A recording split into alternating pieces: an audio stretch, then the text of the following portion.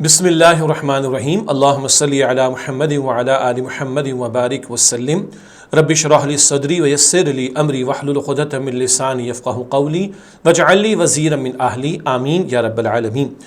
عزیز طلباء و طالبات، محترم حضرات، خواتین و معزز اساتذہ کرام، السلام علیکم ورحمۃ اللہ وبرکاتہ۔ اللہ تعالیٰ کی توفیق سے دین فاؤنڈیشن کے زیر اہتمام مطالعہ قرآن حکیم کا مطالعہ جاری ہے، اور آج ہماری کلاس نمبر 68 اور انشاءاللہ آج ہم سورہ یاسین کی آیات 18 تا 35 کا مطالعہ کریں گے۔ سورہ یاسین کا آغاز پچھلی نشست میں ہم کر چکے ہیں۔ جو شائع شدہ کتاب الفاؤنڈیشن کی اس کی صفحات ہیں 212 214۔ تو آئیے آج کلاس نمبر 68 کا آغاز کریں اور سورہ یاسین کی آیات 18 سے 35 کا انشاءاللہ ہم مطالعہ کریں گے۔ ہمیشہ کی طرح سب سے پہلے مقاصد مطالعہ آپ کے سامنے رکھتے ہیں۔ جن باتوں پر آج کلام ہوگا وہ کچھ یہ ہیں، مندرجہ ذیل باتیں معلوم ہو جائیں۔ نمبر 1، بستی والوں نے رسولوں کے ساتھ کیا رویہ اختیار کیا، یہ بات آ چکی ہے۔ ایک بستی کی طرف اللہ نے رسولوں کو بھیجا، اور رسولوں کے آ جانے کے بعد، پیغمبروں کے آنے کے بعد لوگوں نے کیا رویے اختیار کیے، یہ بات آج ہمارے سامنے آئے گی انشاءاللہ۔ دوسرا نقطہ جو آج ہم تفصیل سے سمجھیں گے، ایک بندہ مومن نے توحید کے دلائل کس طرح پیش کیے۔ ایک بہت ہی پیارا کلام ہمارے سامنے ایک بندہ مومن کا آئے گا جو شہید بھی کر دیا گیا، اس پر آگے تفصیل سے کلام ہوگا۔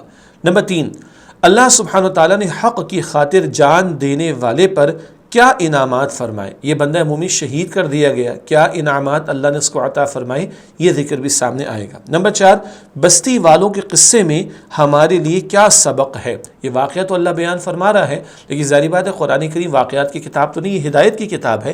یہی بات ہم مستقل سمجھ رہے ہیں کہ ہمیں بھی کچھ اسباق ان واقعات سے ملتے ہیں، تو اس واقعے میں ہمارے لیے کیا سبق ہے، یہ بات بھی انشاءاللہ ہم جانیں گے۔ 5واں نقطہ ہے اللہ سبحانہ وتعالیٰ کی کن کن قدرتوں اور نعمتوں کا ذکر کیا گیا ہے۔ اللہ تعالیٰ کی توحید کے دلائل، اللہ تعالیٰ کی نعمتوں کا بیان جا بجا قرآن کریم میں آتا ہے۔ یہاں بھی آج ہماری جو آیات زیر مطالعہ ان میں ذکر آئے گا، تفصیل آگے بیان کریں گے۔ یہ تو ہوئے مقاصد مطالعہ، لرننگ آؤٹ کم۔ اس کے بعد چلتے ہیں آج کی زیر مطالعہ آیات کے ترجمے کی طرف۔ سورہ یاسین کی آیات 18 تا 19 کا ترجمہ اس وقت آپ کے ہمارے سامنے اسکرین پر آ رہا ہے۔ اعوذ باللہ من الشیطان الرجیم، بسم اللہ الرحمن الرحیم۔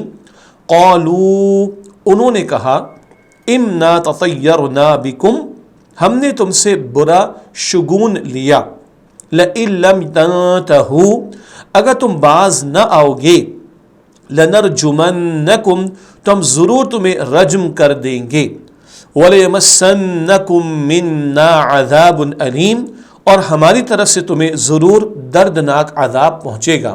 قالوا طائرکم معکم، رسولوں نے فرمایا تمہاری نحوست تمہارے ساتھ ہے۔ اَإِن ذُكِّرْتُمْ، کیا یہ نحوست ہے کہ تمہیں نصیحت کی گئی؟ بل انتم قوم مسرفون، بلکہ تم حد سے بڑھنے والے لوگ ہو۔ اس کے بعد سورہ یاسین آیات 20 سے 23، وَجَاءَ مِنْ أَقْصَى الْمَدِينَةِ رَجُلٌ يَسْعَىٰ، اور شہر کے آخری کنارے سے ایک شخص دوڑتا ہوا آیا۔ قال یا قومی، اس نے کہا اے میری قوم، اتبعوا المرسلین، تم رسولوں کی پیروی کرو۔ ملا کر پڑھنے کی ترتیب، قال یا قوم اتبعوا المرسلین، اتبعوا من لا يسألكم اجرا، ان کی پیروی کرو جو تم سے کوئی اجر نہیں مانگتے، وہم مہتدون، اور وہ ہدایت یافتہ ہیں۔ وما لی لا اعبد، اور مجھے کیا ہے کہ میں اس کی عبادت نہ کروں، الذی فطرنی، جس نے مجھے پیدا فرمایا۔ یہاں سے قرآن حکیم کا 23واں پارہ بھی شروع ہو رہا ہے، اور ملانے کی ترتیب بھی سمجھ لیتے ہیں۔ وما لی لا اعبد الذی فطرنی والیہ ترجعون، اور اسی کی طرف تم سب واپس کیے جاؤ گے۔ ااتخذ من دونہ آلہۃ، کیا میں اس اللہ کے سوا ایسے معبود بنا لوں، ان یردنی الرحمن بضر، کہ اگر رحمان مجھے کوئی تکلیف پہنچانا چاہے، لا تغنی عنی شفاعتہم شیئا، تو ان کی شفاعت میرے کسی کام نہ آئے گی، ولا ینقذون، اور نہ وہ مجھے بچا سکیں گے۔ اگلی آیات سورہ یاسین آیات 24 تا 28، انی اذا لفی ضلال مبین، یقیناً میں تو اس وقت واضح گمراہی میں ہو جاؤں گا۔ انی آمنت بربکم، بے شک میں تو تمہارے رب پر ایمان لے آیا۔ فاسمعون، تو تم سب میری بات سن لو۔ قیل ادخل الجنہ، اسے کہا گیا کہ جنت میں داخل ہو جاؤ۔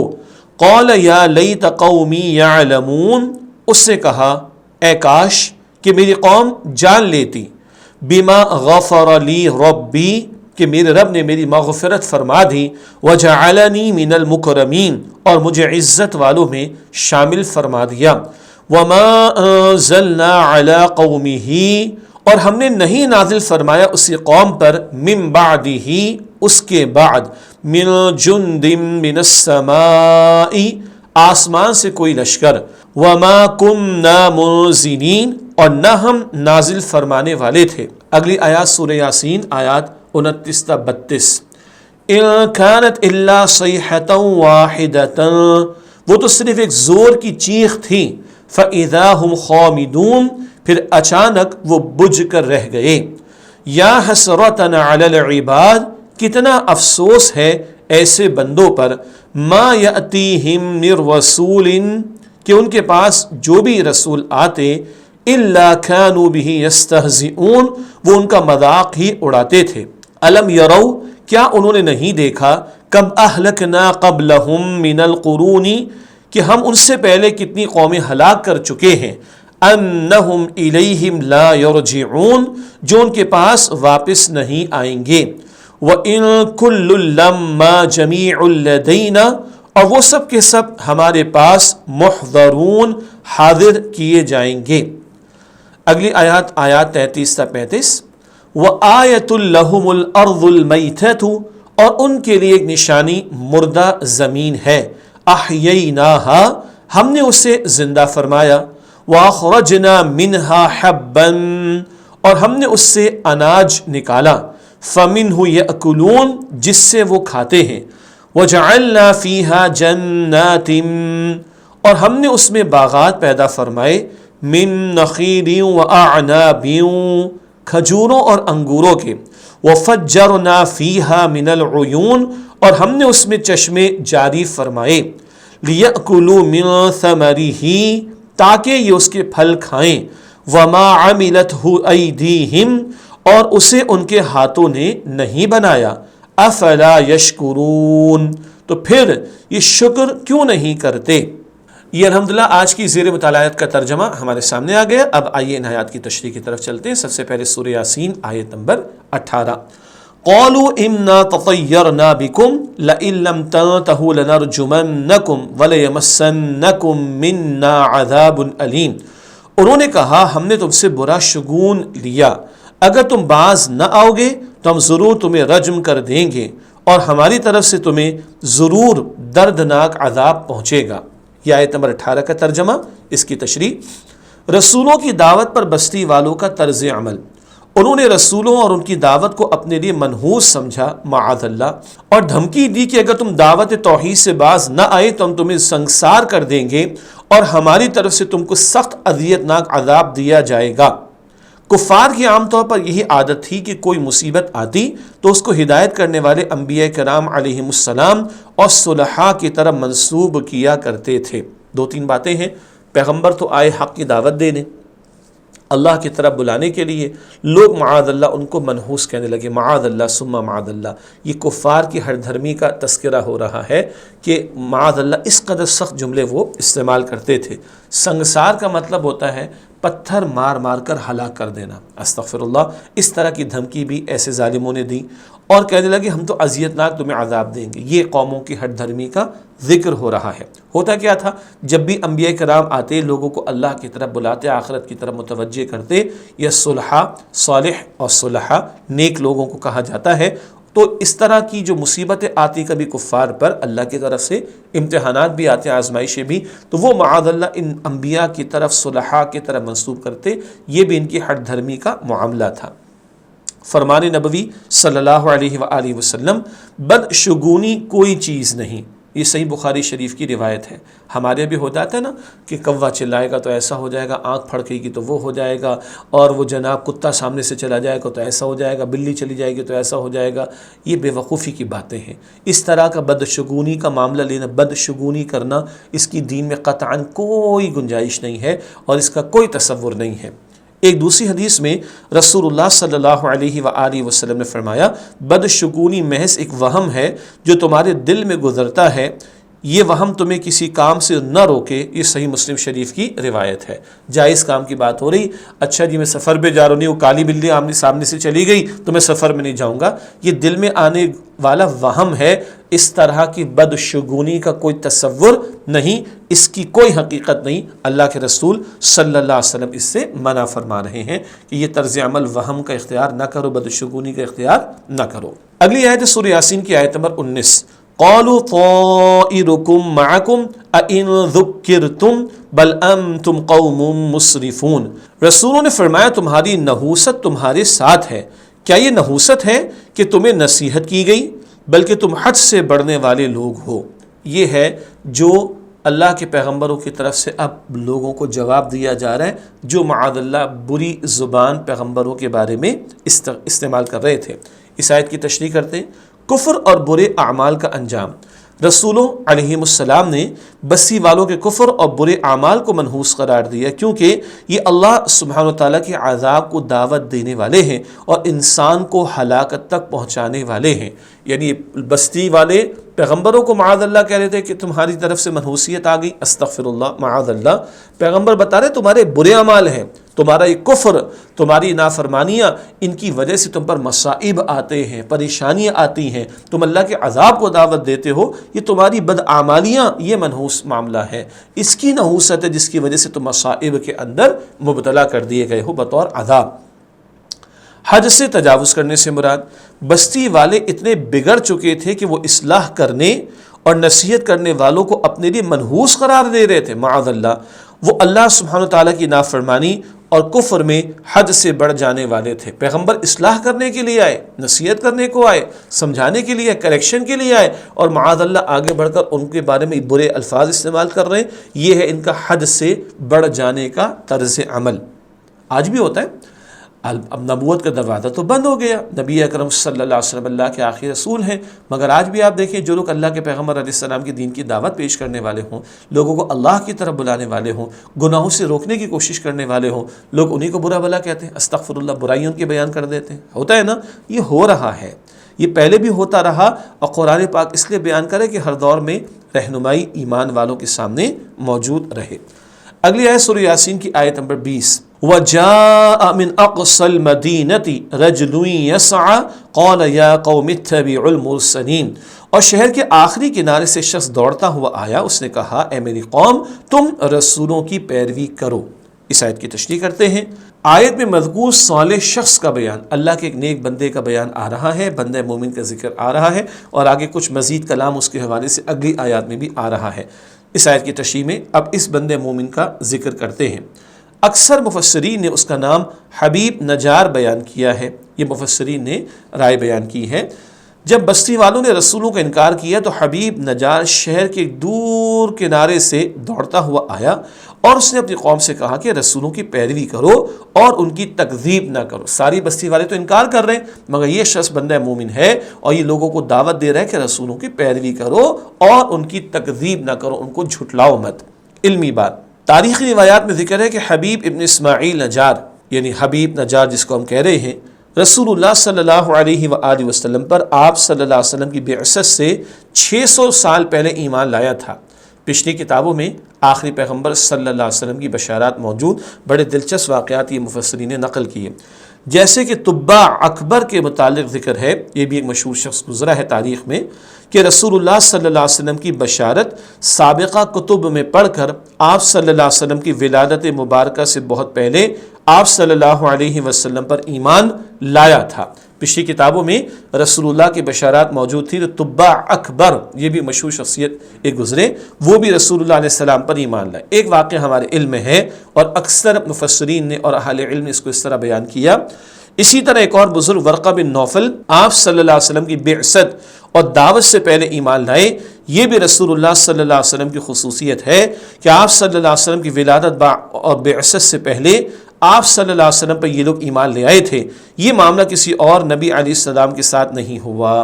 ورقہ بن نوفل یہ چچا زاد بھائی تھے حضرت خدیجہ رضی اللہ تعالی عنہا کے، اور پہلی وحی کے بعد اللہ کے پیغمبر علیہ السلام کو بی بی خدیجہ ان کے پاس لے گئیں اور وہ مان گئے کہ یہ اللہ کے رسول ہوں گے صلی اللہ علیہ وآلہ وسلم۔ بہرحال تاریخی طور پر یہ واقعات موجود ہیں کہ رسول اللہ علیہ السلام کی بعثت سے قبل، آپ کے اعلان نبوت سے قبل بھی کچھ لوگ پچھلی کتابوں میں کیونکہ آپ کی بشارتیں موجود تھیں آپ پر ایمان لائے تھے۔ اگلی آیت سورہ یاسین کی آیت نمبر 21، اتبعوا من لا يسألكم اجرا وهم مهتدون، ان کی پیروی کرو جو تم سے کوئی اجر نہیں مانگتے اور وہ ہدایت یافتہ ہیں۔ اس آیت کی تشریح، حق پر ہونے کے دلائل۔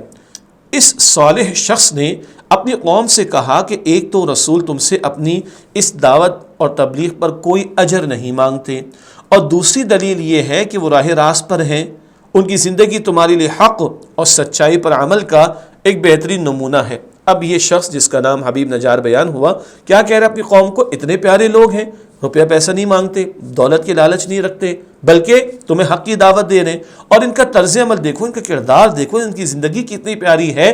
یہی تو وہ لوگ ہیں کہ جن کی بات ماننی چاہیے۔ یہ اپنی قوم کے لوگوں کو ان رسولوں پر ایمان لانے کی دعوت دے رہے ہیں۔ عملی بات، اتباع سے روکنے والی شے خود غرضی اور لالچ ہوتی ہے، جس کا انبیاء کرام علیہ السلام کی دعوت میں دور دور تک قطعاً شائبہ بھی نہ تھا، کوئی شبہ نہیں اس میں، یعنی کوئی ذرا سا بھی امکان نہیں کہ انبیاء معاذ اللہ کو ان کو دولت کی حاجت ہو، قطعاً نہیں۔ اسی طرح اتباع کے لیے ضروری ہوتا ہے کہ جس کی اتباع کی جائے، اور وہ اسی طرح اتباع کے لیے ضروری ہوتا ہے کہ جس کی اتباع کی جائے وہ خود راہ راست پر ہو، اور انبیاء کرام علیہ السلام بلا شک و شبہ اللہ سبحانہ وتعالی کی طرف سے ہدایت یافتہ تھے۔ تو یہ ہے، نہ مال اور دولت کی ان کو غرض ہے، اور پیروی انہی کی جائے کیونکہ یہ ہدایت یافتہ ہیں۔ یہ دو اہم دلائل انبیاء کی بات کو ماننے کے حوالے سے اس شخص نیک بندہ مومن جو حبیب نجار جن کا نام بیان ہوا، یہ بات انہوں نے اپنے قوم کے لوگوں کے سامنے رکھی۔ اب 23 پارے کے آغاز کا معاملہ ہے سورہ یاسین میں۔ سورہ یاسین کی اگلی آیت ہے آیت نمبر 22، وَمَا لِيَ لَا أَعْبُدُ الَّذِي فَطَرَنِي وَإِلَيْهِ تُرْجَعُونَ، اور مجھے کیا ہے کہ میں اس کی عبادت نہ کروں جس نے مجھے پیدا فرمایا، اور اسی کی طرح تم سب واپس کیے جاؤ گے۔ یہ آیت نمبر 22 کا ترجمہ۔ تشریح کرتے ہیں حبیب نجار کے دلائل۔ نمبر 1، اللہ سبحانہ وتعالیٰ کی عبادت کیوں نہ کی جائے جبکہ وہ ہمارا خالق ہے۔ نمبر 2، مرنے کے بعد اسی کی طرف ہم نے پلٹ کر جانا ہے۔ یہ دو اہم باتیں توحید اور آخرت کے حوالے سے یہ بندہ مومن اپنی قوم کے سامنے رکھ رہا ہے بڑے پیارے انداز میں۔ آئیے اسی تناظر میں ایک اہم علمی بات کو بھی سمجھتے ہیں۔ اس آیت کے دو حصے ہیں۔ اولاً حبیب نجار کہتا ہے کہ خالق کی بندگی کرنا تو سراسر عقل و فطرت کا تقاضا ہے۔ ارے جو خالق ہے وہی معبود ہونے کے قابل ہے، وہی معبود ہونے کے لائق ہے، اسی کا حق ہے اس کی عبادت کی جائے۔ اپنی جیسی مخلوق کی بات ماننا اور اپنی جیسی مخلوق کی عبادت کرنا کیا فائدہ؟ آگے لکھا ہے، نامعقول بات تو یہ ہے کہ آدمی ان کی بندگی کرے جنہوں نے اسے پیدا ہی نہیں کیا۔ ارے خالق کی بندگی کرو، مخلوق کی بندگی کرنا تو بڑی گمراہی کی بات ہے۔ دوسرا، وہ اپنی قوم کے لوگوں کو یہ احساس دلاتا ہے کہ مرنا آخر تم کو بھی ہے، اور اسی اللہ سبحانہ وتعالی کی طرف جانا ہے جس کی بندگی اختیار کرنے پر تمہیں اعتراض ہے۔ اب تم خود سوچ لو کہ اس سے منہ موڑ کر تم کس بھلائی کی توقع کر سکتے ہو؟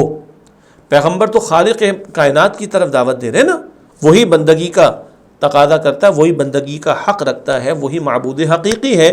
اب تم اس کی بندگی کو چھوڑ کر اپنے لیے آخرت کا عذاب مول لینا چاہتے ہو؟ مرنا تو تم نے بھی ہے، ذرا غور کرو تمہارا کل حشر کیا ہوگا۔ یہ دو باتیں اس بندہ مومن نے اپنی قوم کے سامنے رکھی ہیں۔ اگلی آیت سورہ یاسین کی آیت نمبر ہے 23، أَأَتَّخِذُ مِن دُونِهِ آلِهَةً إِن يُرِدْنِ الرَّحْمَنُ بِضُرٍّ لَا تُغْنِ عَنِّي شَفَاعَتُهُمْ شَيْئًا وَلَا يُنقِذُونَ، کیا میں اس اللہ کے سوا ایسے معبود بنا لوں کہ اگر رحمان مجھے کوئی تکلیف پہنچانا چاہے تو ان کی شفاعت میرے کسی کام نہ آئے گی اور نہ وہ مجھے بچا سکیں گے۔ اس آیت کی تشریح کرتے ہیں، باطل معبودوں کی لاچارگی اور بے بسی کا بیان۔ حبیب نجار نے کہا کہ نہ تو یہ باطل معبود رحمان کی جناب میں سفارش کر سکتے ہیں اور نہ ہی اللہ سبحانہ وتعالیٰ کی پکڑ سے کسی کو چھڑا سکتے ہیں، تو ایسے باطل معبودوں کی بندگی کا کیا فائدہ؟ اس حوالے سے بھی ایک اہم علمی بات یہ خیال رہنا چاہیے کہ جو باتیں حبیب نجار اپنی طرف منسوب کر رہا تھا وہ بحیثیت انسان منسوب کر رہا تھا، بظاہر وہ یہ باتیں تو اپنے آپ کو کہہ رہا تھا، مگر در حقیقت یہ سب کچھ قوم کو سنا رہا تھا کہ تمہیں اس طرح کی بے بس اور بے اختیار چیزوں کو ہرگز معبود نہیں بنانا چاہیے۔ یہی عیوب کفار مکہ میں پائے جاتے تھے، اپنے ہاتھوں سے بنائے ہوئے بتوں کی پوجا پاٹ کر رہے تھے۔ یہ بھی دعوت حق کا انتہائی خوبصورت اور پرحکمت انداز ہے۔ یہ بہت پیاری بات آئی۔ وہ بندہ مومن کیا کہہ رہا ہے؟ مجھے کیا ہوا کہ میں اللہ کی عبادت نہ کروں؟ مجھے کیا ہوا کہ ان جھوٹے معبودوں کو جو اللہ کے ہاں مجھے چھڑا نہیں سکتے ان کی بندگی کروں؟ مجھے کیا ہوا؟ حالانکہ دوسروں کو سنا رہا ہے، مگر یہ ہے نا کہ تمہیں کیا ہوا، اس سے لوگ افینڈ ہو جاتے ہیں، اس کا لوگ برا مانتے ہیں، بات سننے کو تیار نہیں ہوتے۔ تو دعوت کا بڑا ہی پیارا اسلوب ہے۔ ہمیں کیا ہو گیا؟ ہمیں کیا ہو گیا کہ ہم ایسا کر رہے ہیں؟ یہ دوسرے کو دراصل غور فکر کی بڑے پیارے انداز سے، حکمت بھرے انداز میں دعوت دی جا رہی ہے۔ بہت سارے لوگ جو دین کی دعوت کا کام کرتے ہیں نا، یا اصلاح کا کام کرتے ہیں، انہیں یہ نہیں کہنا چاہیے لوگوں آپ کو چاہیے کہ آپ یہ کریں، آپ کو چاہیے کہ آپ یہ کریں۔ ہمیں چاہیے کہ ہم ایسا کریں، ہمیں چاہیے کہ ہم یہ نہ کریں، ہمیں چاہیے کہ ہم یہ کریں۔ یہ انداز بڑا پیارا ہے، دعوت کے اعتبار سے بڑا حکیمانہ انداز ہے، حکمت والا انداز ہے۔ اگلی آیت سورہ یاسین کی آیت نمبر 24، انی اذا لفی ضلال مبین، یقیناً میں تو اس وقت واضح گمراہی میں ہو جاؤں گا۔ یہ آیت نمبر 24 کا ترجمہ۔ واضح گمراہ، حبیب نجار نے جھوٹے بے بس بتوں کو معبود بنانے والوں کو واضح گمراہ قرار دیا۔ انتہائی بے وقوفی کی بات بھی ہے، اپنے ہاتھوں سے بتوں کو بناؤ، ان کی پوجا پاٹ کرو، بے وقوفی کی بات ہے نا، اور یہ پرلے درجے کی، انتہائی درجے کی گمراہی کی بات ہے۔ یہ بات اس بندہ مومن نے اپنی قوم کے سامنے واضح کی ہے۔ آیت نمبر 25، انی آمنت بربکم فاسمعون، بے شک میں تو تمہارے رب پر ایمان لے آیا تو تم سب میری بات سن لو۔ یہ آیت نمبر 25 ہے، اس کا ترجمہ قوم کے سامنے اعلان۔ حبیب نجار نے اپنی قوم کے سامنے انتہائی دلیرانہ انداز میں بغیر کسی خوف کے اللہ سبحانہ و تعالیٰ پر ایمان لانے کا والہانہ اظہار کیا اور قوم کو اللہ سبحانہ و تعالیٰ پر ایمان لانے کی نصیحت کی۔ دلیرانہ انداز، بہادری کا انداز، شجاعت کا انداز جسے کہا جائے گا، بہادری کا انداز، ٹھیک ہے؟ کوئی خوف نہیں، اللہ کی بندگی کا اعلان بھی کر رہا ہے اور قوم کو نصیحت بھی کر رہا ہے کہ تم جھوٹے معبودوں کی پرستش کو چھوڑ دو۔ ایمان بڑی دولت ہے، اور اگر واقعتاً کسی کے دل میں ایمان ہو تو یہ ایمان بندے کو قوت دیتا ہے، توانائی دیتا ہے، دلیر بناتا ہے، بہادر بناتا ہے، اور وہ باطل کی آنکھوں میں آنکھیں ڈال کر حق کو بیان کرتا ہے۔ اللہ اکبر۔ عملی پہلو، حق کتنا سچا اور روشن ہوتا ہے جو حق کے علم بردار کو نڈر اور بے باک بنا دیتا ہے۔ اس آیت کو پڑھ کر ہی اس کا اندازہ کیا جا سکتا ہے کہ سارا شہر ایک طرف ہے، قوم کے تمام رئیس اور سردار ایک طرف ہیں، سارے مذہبی پیشوا اور سیاسی حکام آگ بگولا ہیں، غصے میں ہیں، سارا ماحول غم و غصے کی کیفیت سے بھرا پڑا ہے۔ ایسے حالات میں ایک مومن ہی اللہ سبحانہ وتعالی وحدہ لا شریک کی کبریائی کا اعلان کر سکتا ہے۔ حق کتنی بڑی دولت، ایمان کس قدر بڑی نعمت کہ وہ سارا ماحول جہاں مشرک لوگ ہیں، بتوں کی پوجا پاٹ کرنے والے، ہاں سیاسی حکام بھی ہیں، ان کے برے مذہبی پیشوا بھی ہیں، سردار بھی ہیں، سب کچھ ہیں، وہ سب ایک طرف، اور یہ بندہ مومن کھڑے ہو کر اللہ وحدہ لا شریک کی کبریائی کا اعلان کر رہا ہے۔ حق بندے کو کھڑا کرتا ہے، ایمان بندے کو بہادری عطا کرتا ہے۔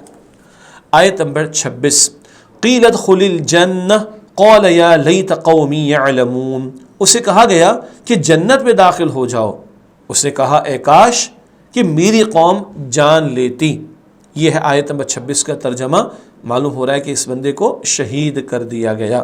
تشریح کی طرف چلتے ہیں۔ اعلان حق کرنے کا صلہ، اس آیت سے معلوم ہوتا ہے کہ اس بندہ مومن کو شہید کر دیا گیا۔ اللہ سبحانہ و تعالیٰ نے اس نیک شخص کی روح کو حکم دیا کہ جنت میں داخل ہو جا۔ قوم سے یہ حق کی دعوت برداشت نہ ہوئی، وہ آگ بگولا ہو گئے، دشمنی پر اتر آئے، حتیٰ کہ اس بندہ مومن کو قوم نے شہید کر ڈالا۔ اور شہید کا کیا اعزاز ہو رہا ہے، سیدھا جنت میں اس کو داخل کیا جا رہا ہے۔ فرمان نبوی صلی اللہ علیہ وسلم بھی ملاحظہ فرمائیں، قبر جنت کے باغوں میں سے ایک باغ ہے یا دوزخ کے گڑھوں میں سے ایک گڑھا۔ یہ جامع ترمذی شریف کی روایت ہے، یعنی جنت کی ایک کھڑکی بھی کھول دی جاتی ہے ایک بندہ مومن کے اس کی قبر میں۔ نیک شخص کی تمنا وہاں، یعنی شہید ہونے کے بعد بھی اس کو تمنا کیا ہے، ذرا غور فرمائیں۔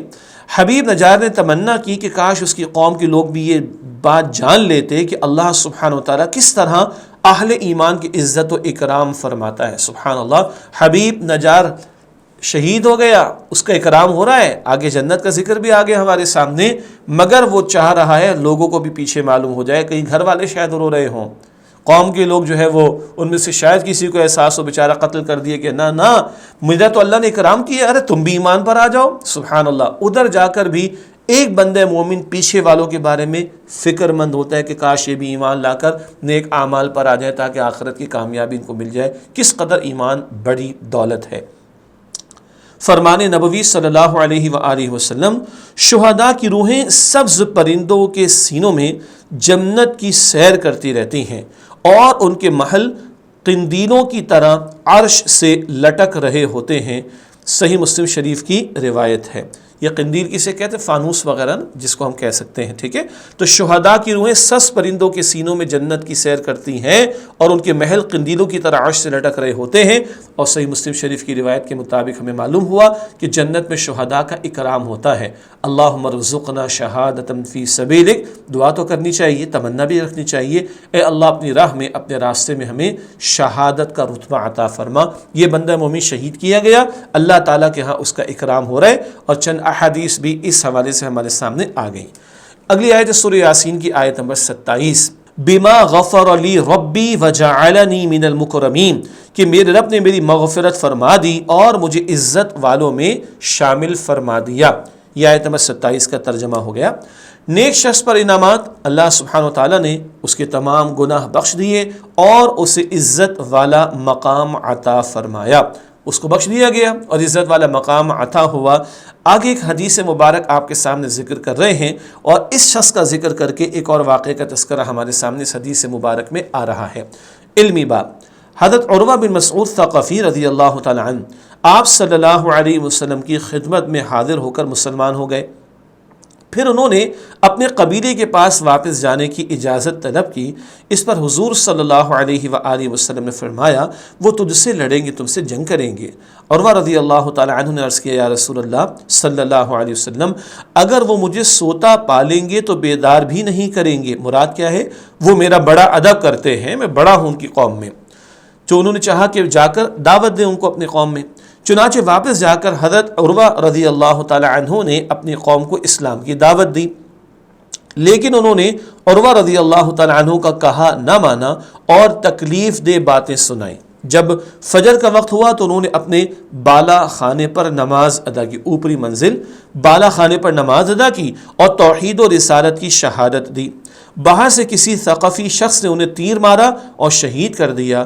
حضور صلی اللہ علیہ وسلم کو جب ان کے شہید ہونے کی خبر پہنچی تو فرمایا، عروہ رضی اللہ تعالی عنہ کی مثال سورہ یاسین میں ذکر کردہ اس شخص جیسی ہے جس نے اپنی قوم کو توحید کی طرف بلایا تھا اور انہوں نے اس کو شہید کر دیا۔ یہ صحیح بخاری شریف کی روایت ہے۔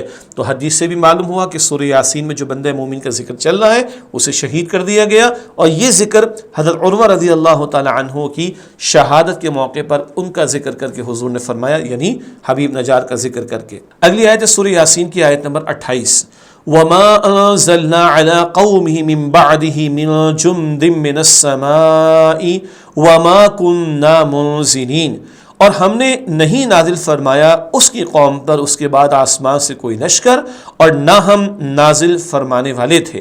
یہ آیت نمبر 28 کا ترجمہ ہوا۔ اس کی تشریح کرتے ہیں۔ لشکر کا ذکر، اس لشکر سے مراد فرشتوں کا لشکر ہے، یعنی اللہ سبحانہ و تعالیٰ نے ان کے ہلاک کرنے کے لیے آسمان سے فرشتے نہیں اتارے، اور نہ ہی اللہ سبحانہ و تعالیٰ فرشتے اتارنے والا تھا۔ ان لوگوں کی ہلاکت اللہ سبحانہ و تعالیٰ کے لیے کوئی بڑا معاملہ نہ تھا، ان کو ہلاک کرنے کے لیے ایک فرشتے کی چیخ ہی کافی تھی۔ اللہ اکبر، بڑا ان کے اندر جوش تھا، جذبہ تھا، بڑی مخالفت کی آگ بھڑک رہی تھی اور بندہ مومن کو شہید تک کر ڈالا، بڑے جذبات تھے۔ ان کو بجھانے اور مٹانے کے لیے اللہ نے کوئی بڑا اہتمام نہیں کیا، ایک چیخ ہی ان کے لیے کافی تھی۔ آگے وضاحت آ رہی ہے۔ عملی پہلو، جب قوموں کی نافرمانی حد سے بڑھ جاتی ہے، غرور و تکبر انتہا کو پہنچ جاتا ہے، تب اللہ سبحانہ تعالیٰ کا فیصلہ آتا ہے۔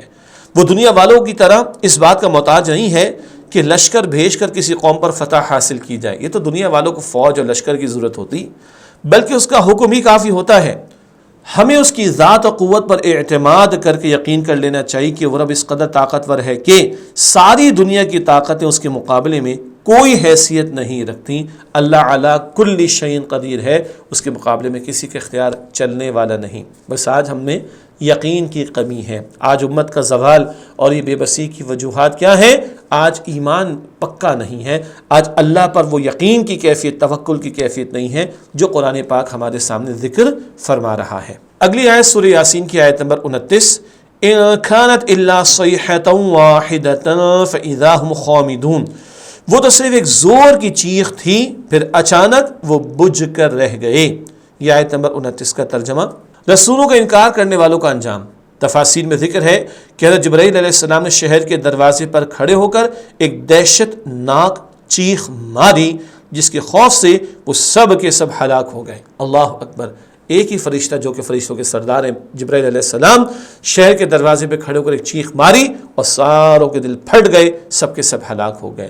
سلنڈر پھٹتا ہے تو دل پر کچھ اثر آتا ہے نا، بم بلاسٹ ہو تو دل دہک جاتا ہے، فرشتے کی چیخ ہو پوری قوم مٹا دی جاتی ہے۔ یہ عذابوں کی کیفیات قرآن پاک ہمارے سامنے ذکر کرتا ہے۔ اس حوالے سے ایک بڑا اہم عملی پہلو ہم سب کے لیے، اللہ سبحانہ و تعالیٰ کے عذاب سے ہمیں ڈرتے رہنا چاہیے اور فکر مند ہونا چاہیے کہ اس کا عذاب کبھی بھی کسی بھی شکل میں اور کہیں بھی آ سکتا ہے، جیسا کہ ارشاد باری تعالی ہے، اور اس کے لشکروں کو اس اللہ کے سوا کوئی جان ہی نہیں سکتا۔ سورہ مدثر کی آیت نمبر 18 میں یہ ذکر ہمارے سامنے آتا ہے۔ اس کے بعد سورہ یاسین کی آیت نمبر ہے 30، یا حسرۃ علی العباد ما یأتیہم من رسول الا کانوا بہ یستہزئون، کتنا افسوس ہے ایسے بندوں پر کہ ان کے پاس جو بھی رسول آتے وہ ان کا مذاق ہی اڑاتے تھے۔ اس آیت کی تشریح کرتے ہیں، نافرمان بندوں پر افسوس، نافرمان بندوں پر حسرت یعنی افسوس کا اظہار کیا گیا ہے۔ حسرت کا معنی ہے بہت زیادہ دکھ اور پشیمانی ہونا، فوت شدہ چیز پر شدید افسوس ہونا۔ مفسرین بیان کرتے ہیں کہ یہاں افسوس کرنے والے فرشتے ہیں یا سب مؤمنین کو دعوت دی گئی ہے کہ ایسے لوگوں پر افسوس کرو جنہوں نے انبیاء کرام علیہم السلام کو جھٹلایا اور ان کا مذاق اڑایا۔ تو ایک مراد ہے فرشتوں کا افسوس کرنا، ایک مراد ہے اہل علم کا، ایمان والوں کا افسوس کرنا۔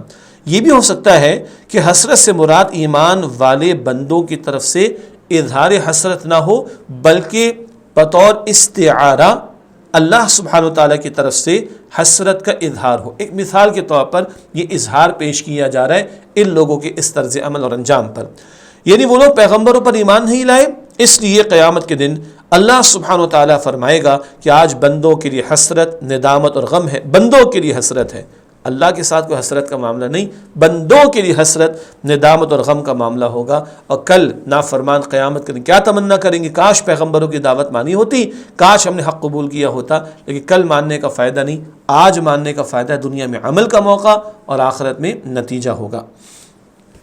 اگلی آیت سورہ یاسین کی آیت نمبر 31، الم یروا کم اہلکنا قبلہم من القرون انہم الیہم لا یرجعون، کیا انہوں نے نہیں دیکھا کہ ہم ان سے پہلے کتنی قومیں ہلاک کر چکے ہیں جو ان کے پاس واپس نہیں آئیں گے۔